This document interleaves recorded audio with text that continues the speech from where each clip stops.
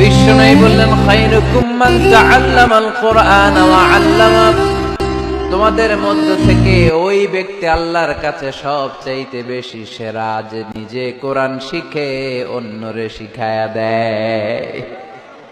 আপনি কোরআন শিখলে আপনি সেরা, আবার আপনি যদি শিখায়া দেন তবেও আপনি সেরা।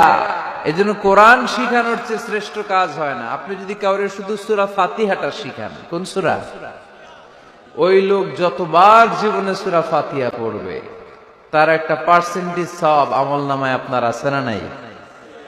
আবার ওই লোক যদি কাউরে এই সূরা ফাতিহাটা শিখায়, আবার যারে শিখালে এ যদি আবার আরেকজনরে শিখায়, এভাবে যতজনকে শিখাবে প্রত্যেকের সওয়াব থেকে একটা পার্সেন্টেজ সওয়াব আপনার আমলনামায় দিয়ে দিবে কে?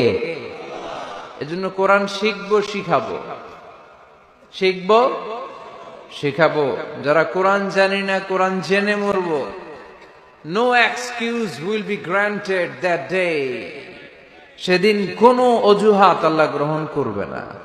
সব পারো, কোরআন পারো না কেন? সবই তো পারো। হিন্দিতে কথা বলতে পারো, ইংরেজিতে কথা বলতে পারো, কোরআন পারলা না কেন? কোনো মাফ করবে আল্লাহ? না।